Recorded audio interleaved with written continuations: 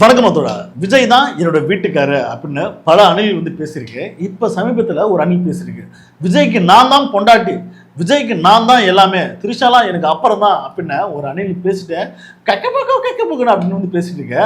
அதை பற்றி இந்த வீடியோவில் பார்ப்போம். அது மட்டும் இல்லாமல் சிங்கப்பெண் சிறப்பு படை இருக்குல்ல, அதாவது பெண் காவலர்களோட சிங்கப்பெண் சிறப்பு படை, அதில் ஒரு பெண் காவலர் பார்த்தோன்னா மாணவர்கள் வந்து அதாவது மோட்டிவேஷனல் ஸ்பீச் கொடுக்கின்ற பேரில் சாதிய வன்மத்தை வந்து எப்படி கொடுத்துருக்காங்கன்றது அதையும் சேர்த்து இந்த வீடியோவில் பார்ப்போம். வாங்க வீடியோக்குள்ள போவோம். சோஷியல் மீடியா திறந்தா நம்ம விஜய் சார் தான் பார்த்தோன்னா எங்கே பார்த்தாலும் பார்த்தோன்னா ஃபோர்ஸ் கொடுத்துங்கிறாரு. என்ன மெட்ரோவில் போகிறாரு, அங்கே போய் ஹாயின்றாரு, அதுக்கப்புறம் பார்த்தோன்னா அந்த பாலம் கட்டுறாங்க கிண்டி அந்த கத்திப்பாரா இருக்குல்ல ரவுண்டனா, அங்கே போய் மேலே ஏற்றி அங்கே ஹாயின்றாரு.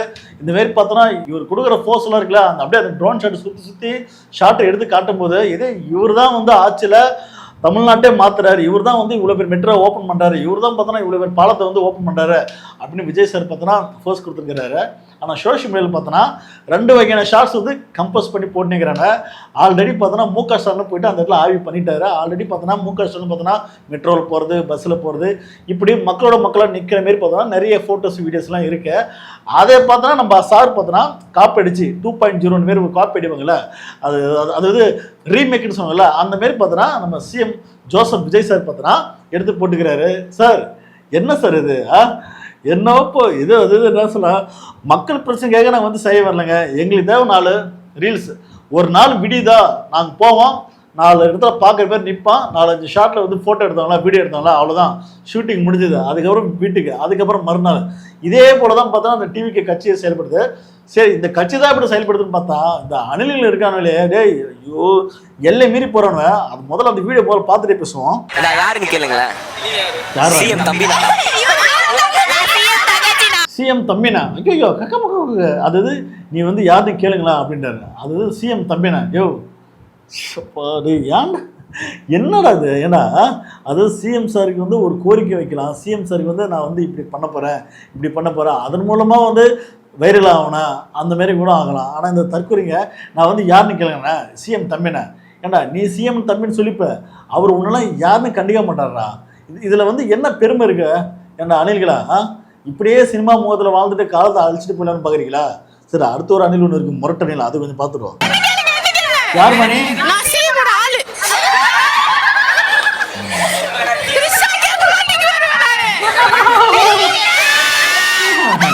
இதெல்லாம் வந்து ஒரு ஜோக்குன்னு சொல்லிட்டு இந்த பசங்க இந்த மாரி வந்து தக்குவத்தமாக பேசிட்டு இருக்கு. அதாவது இப்படி பேசுறது எவ்வளோ கேவலமான செயல்ன்றதா அந்த அணில் தெரியுதா இல்லை கொஞ்சம் அறிவு இருக்கான்னு தெரியல. இதை வந்து இப்படி பார்க்குறவா 4 பேர் நம்மளை காரி துப்ப மாட்டான். அவருக்கு ஆல்ரெடி கல்யாணம் ஆச்சு, குடும்பம் இருக்குது. நம்ம போயிட்டு வந்து சிஎம்மோட சிஎம்மோட பொண்டாட்டின்னு சொன்னால் நம்மளை வப்பாட்டின்னு சொல்லி கேவலம் பார்க்க மாட்டான்னு இந்த தற்கொலை யோசிதா நம்ம பேசுறது சரியான வார்த்தைகளா, இந்த அதுவும் நம்ம வந்து மீடியாவில் பேசுகிறோம், நிறைய மக்கள் பார்ப்பாங்க அப்படின்னு கொஞ்சம் யோசித்து பேசுதான்னு பார்த்தா, ஆனால் அப்படி யோசித்து தான் பேசுது. இப்படிலாம் பேசினாதான் நம்ம இன்ஸ்டாவில் வந்து ஃபாலோவர்ஸ் வரும், இன்னும் ஃபேமஸ் ஆகலாம். அதாவது எப்படின்னா வந்து ஒரு பெரிய ஆகிட்டு இருக்காங்க, இந்தமாரி ஒரு அல்பத்தனமாக ஒரு கேவலமான செயல் பண்ணலாமா? என்ன அது பார்க்க படிக்கிற பொண்ணுங்க மாதிரி தான் வந்து இருக்குங்க, இதெல்லாம் படிச்சிருக்கோன்னு தெரில. ஆனால் இந்தமாரி வந்து நான் சிஎம்மோட என்ன பெருமை, அதில் சிஎம்மோட ஆளுன்னு சொல்லிட்டு பெருமையா? ஏற்கனவே கல்யாணம் ஆகணும் கூட போயிட்டு வந்து நான் அவனோட ஆளுன்னு சொல்கிறது உங்களுக்கு அவ்வளோ ஆசையா? என்னது இது? நான் சிஎம்மோட தங்கச்சி, நான் சிஎம்மோட அக்கா, நான் வந்து சிஎம்மோட அம்மா அப்படி ஒன்று சொல்லலாம். நான் வந்து சிஎம்மோட பொண்டாட்டின்னா என்னது இது? நீங்கள் கனவுல வாழ்றதெல்லாம் வந்து இங்கே வந்து மீடியா கொண்டு வந்து பேசுகிறீங்களா? இதை வர பேசிட்டு கேட்கன்றீங்களாம்மா? ஐயோ சை, என்னடா அதாவது இப்போ மட்டும் இல்லைங்க, இந்த ரூட் மாஃபியா ஜெகதீஷ் இருக்கான்ல, அவன் கொடுத்த ஒரு அசைன்மெண்ட்டு தான் இந்த மாதிரிலாம் பேசுங்கம்மா. அதாவது சிஎம்க்கு வந்து ஒரு மனைவி மட்டும் அவங்க போனால் என்ன, நாங்களும் மனைவியாக வருவோம், நானும் அதாவது என்னோட புருஷனை விட எனக்கு சிஎம் தான் பிடிக்கும், என்னோட புருஷனை விட எனக்கு வந்து விஜய் தான் பிடிக்கும், இப்படிலாம் பேச வச்சு அஜெண்டாவை ஃபார்ம் பண்ணி விட்டது நம்ம ரூட் மாஃபியா. அதை ஒரு வந்து அதன் மூலமாக வந்து அந்த வீடியோ வந்து வைரல் ஆகுது, ட்ரோல் கண்டென்ட் ஆகுதுன்னு கேட்க, நம்மளும் வைரல் ஆகலாம், நம்மளும் ட்ரோல் கண்டென்ட் ஆகலாம்னு சொல்லி இந்த தற்கொலை இந்த மாதிரி பேசிட்டு இருக்கு. தயவுசெய்து இது போன்ற தற்கொலைகள்லாம் உங்களுக்கு வீட்டில் இருந்துச்சுன்னா கூட்டு வச்சு 2 வெளுத்து விடுங்க. ஏன்னா இதெல்லாம் பார்த்தோன்னா 4 பேர் சமூகத்துக்கு எடுத்து விட்டு போயிடும். இதனால பார்த்தோன்னா இந்த சமூகத்துக்கும் தீங்கு. ஏன்னா இதன் மூலமாக நிறைய பசங்க பார்த்தோன்னா இந்த மாதிரி பேச ஆரம்பிப்பாங்க. இது வந்து நம்ம ஃபேமஸ் ஆகலாம் அப்படின்ற பேர் ஒரு தற்கொலைத்தனமாக ஒரு முட்டாள்தனமாக நம்ம பேசுறது தப்புன்னு தெரிஞ்சு இந்த தற்கொலை பேசுதுன்னா அப்போ வீட்டில் இருக்கிறவங்க நீங்கள் என்ன பண்ணணும், 3 நாள் கூட்டு வச்சு 3 நாள் லாக் பண்ணி வச்சு சாப்பாடு போடாமல் வயிற்ற காய விடுங்க. காஞ்சிட்டா பார்த்தோன்னா கொழுப்புலாம் அடங்கி போயிட்டு எல்லாம் கரெக்டாக அவங்க வேலையை பார்க்க ஆரம்பிப்பாங்க. ஏன்னா இது போன்ற ஒரு தற்கொலை சமுதாயத்தை உருவாக்கணும்னு தயவு செய்து வந்து ஆசைப்படாதீங்க. இதெல்லாம் பார்த்தா ரொம்ப ரொம்ப தப்பு. ஏன் நம்ம விஜய் சாரே இதெல்லாம் பார்த்தாருன்னா பார்த்தா ஏ லூசுங்களா, மென்டலுங்களா, பைத்தியங்களா அப்படின்னு தான் வந்து அவர் பார்ப்பாரு. இதை வந்து நீ பெருமைன்னு பார்க்குறீங்க, அவரே இதை பார்த்தா உங்களுக்கு காரி துப்புவார். தயவுசெய்து இதெல்லாம் பெரிய ராங்கம்மா. அதுக்கப்புறம் பார்த்தா நம்ம சிங்கப்பூர் சிறப்பப்படி காவல்துறை அதிகாரிக்கிறார்ல ஒரு மேடம், அந்த மேடம் வந்து ஒரு ஃபயர் ஸ்பீச் கொடுத்துறாங்க. ஸோ அதையும் பார்த்துருவோம். 18 வயசுக்கு எந்த பிள்ளைகிட்ட நீங்க பேசுறீங்கன்னா போக்சோ வழக்கு சம்பந்தமா நீங்க ஜெயிலுக்கு போவீங்க. எந்த பொண்ணுகிட்டையும் ஹாய் மெசேஜ் போடுறது, அசிங்கமா பேசுறது, அருவருப்பா பேசுறது இதெல்லாம் நீங்க வச்சுக்கிட்டீங்கன்னா ஜெயிலுக்கு போயிடுவீங்க. கஞ்சா, ஹான்ஸ், ஹூலிப் இதெல்லாம் யூஸ் பண்றவங்க பக்கத்துல கூட நெருங்க கூடாது நீங்க. சரியா? உங்க ஐடியா எதுக்கு யூஸ் பண்ணுமோ அதுக்கு மட்டும் யூஸ் பண்ணுங்க. அடுத்தவங்க ஐடியா 3D யூஸ் பண்றது என்ன இல்லை. உண்மையே இது ஒரு ஸ்பீச்ன்ட்டு இது ஒரு பேக்ரவுண்ட் மியூசிக் போட்டுக்கிறான் தெரியுமா? டேய் இதை பண்ணவன் எவன்டா? டே உங்களாம் பார்த்தா செருப்பை கல்ட்டடிக்கு தானே பார்க்க தோணுது. உண்மையே இல்லை, எந்த மனநிலையில் இந்த மாதிரி பேக்ரவுண்ட் மியூசிக் போட்டீங்க? இந்த மேடம் அப்படி என்ன ஒரு ஸ்பீச் கொடுத்துட்டாங்க? இதெல்லாம் வந்து சமூகத்துக்கு ஒரு தேவையானதா? அதாவது இந்த மாதிரி ஸ்பீச்லாம் எவன் பேசுவான்னு பார்த்தோன்னா ஒரு சாதி வெறி பிடிச்ச ஒரு சைக்கோ இருக்கு, அந்த அவன் தான் பேசுவான். அதாவது நம்ம மோகன் ஜி இருக்கா தெரியுமா, அவர் தான் இந்த மாதிரிலாம் பேசுவார். அதாவது பார்த்தோன்னா எங்களோட சமுதாய பெண்களுக்காக நாங்கள் வந்து அட்வைஸ் பண்ணுறோம். அதாவது நீ நகரத்தில் போய் படிக்காதம்மா, சிட்டியில் போய் படிக்காத, உன்னை ஏமாத்துறவனு துப்பட்டா போட தோழி. ஸோ இப்படிலாம் வந்து ஒரு சங்கி இல்லைனா வந்து ஒரு வந்து சாதி வரி எப்படி பேசணும். அதே மாதிரி தான் பார்த்தோன்னா சிங்கப்பூர் சிறப்பு படையில் இருக்கிற ஒரு காவல் அதிகாரி பார்த்தோன்னா ஒரு மேடம் பேசிக்கிறாங்க. மேடம் என்ன மேடம், அதாவது கூலிப் போடாதீங்க, இந்த பான்பராக்கு புயலெல்லாம் யூஸ் பண்ணாதீங்க, இது வந்து லாஜிக் ஏற்றுக்கிறேன். அதுன்னா ஃபர்ஸ்ட் எதை சொல்கிறீங்க? 18 வயசுக்குள்ளவங்க பொண்ணுங்கிட்டே பேசக்கூடாதா? 18 வயசு கீழே எந்த பெண் பிள்ளைகள் பேசுனீங்கன்னா போக்சோ வழக்கு வந்து நீங்க போட்டுருவீங்க. இப்படி போட்டா கோர்ட் வந்து அனுமதிக்குமா, ஏற்குமா?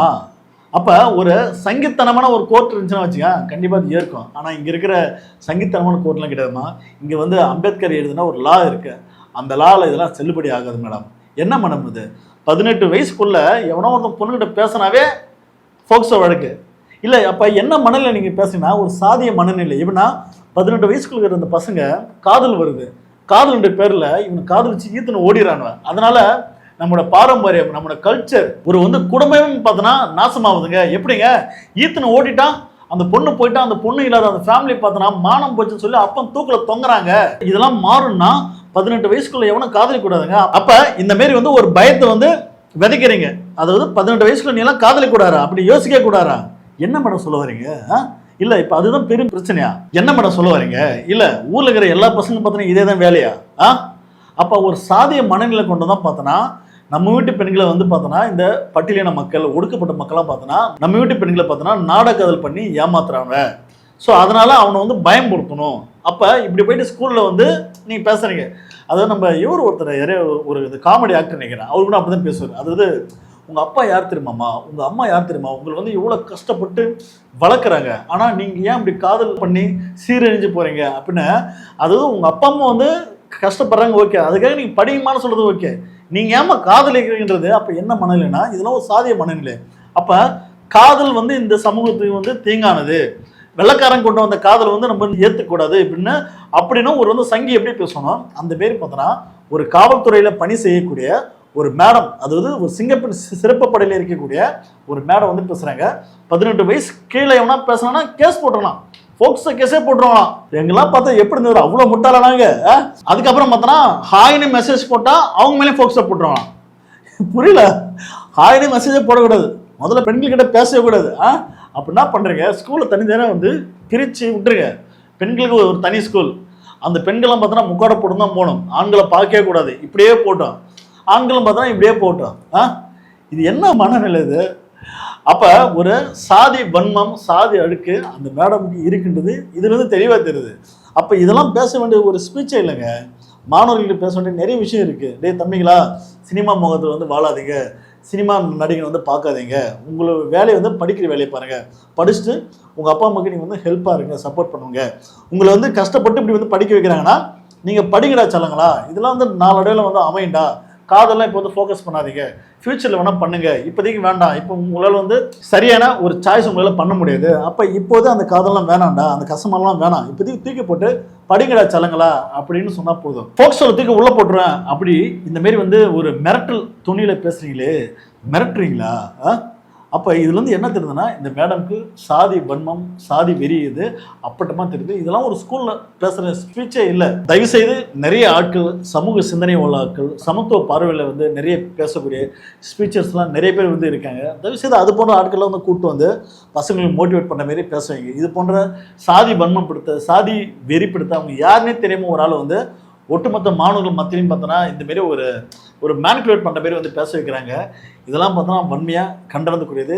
இதெல்லாம் அந்த அரசு பார்க்குதான்றது தெரியல. அதையும் தாண்டி தாவேக்கா ஆட்சியில் பார்த்தோன்னா பள்ளிக்கூடத்தில் பார்த்தோன்னா விஜய் பாட்டு பாடுறாங்க.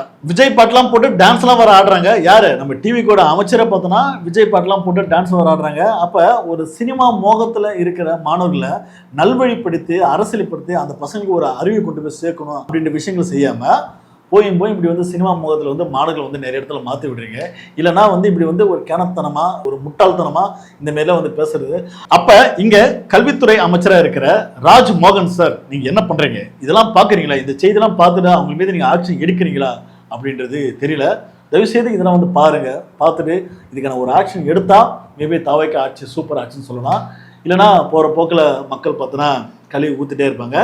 வருகின்ற காலத்தில் சிறப்பான ஒரு சம்பவம் உங்களுக்கு வந்து செய்து காட்டுவாங்க. இது போன்ற அறவேக்கடத்தனமா பேசுகின்ற தற்கொலைகள், அணில்கள், இவங்களை பற்றி நீங்கள் என்ன நினைக்கிறது மறக்காம கமெண்ட் பண்ணுங்க. அடுத்த வீடியோ சந்திப்போம். நன்றி, வணக்கம்.